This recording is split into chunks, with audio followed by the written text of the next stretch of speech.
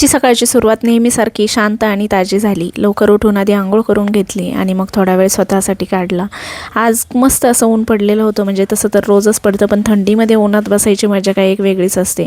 म्हणून उन्हात बसून केस मोकळे करून छान असे विंचरून घेतले। त्यानंतर माझ्या झाडांना चेक केलं तर काही झाडांना छान अशा कळ्या देखील आलेल्या होत्या आणि त्यांना पाणी वगैरे पण मला टाकायचं होतं।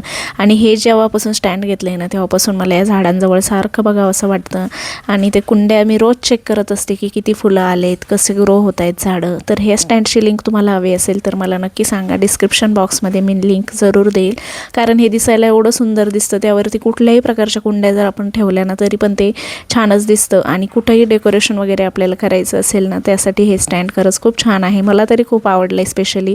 चला आता म्हटलं झाडांना सकाळी सकाळी छान असं पाणी देऊन घेते आणि झाडांना पाणी दिल्यावर तिथं जो मातीचा वास आहे ना तो खरंच खूप छान येतो आणि तो मातीच्या वासाने तर मला तर खूपच छान असं अजून वाटतं झाडाजवळच बसून राहावं।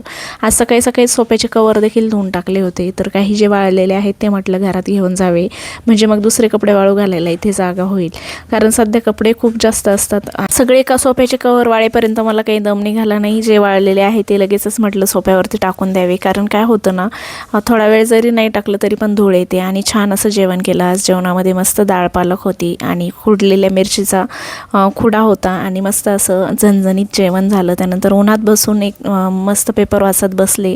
थोडा वेळ निवांत मी पेपर वाचत बसत असते आणि नंतर मला चहाची खूप जास्त आणि सध्या तर माझं हे रुटीनच झालेलं आहे। जेवण झाल्यानंतर मी मस्त उन्हात बसते आणि एक कप चहा घेत असते आणि त्यानंतर मग शरीरला घ्यायला जात असते। चला या तुम्ही पण चहा घ्यायला। व्हिडिओ आवडला असेल तर नक्की सबस्क्राईब करा। चला तर मग भेटूया परत, बाय।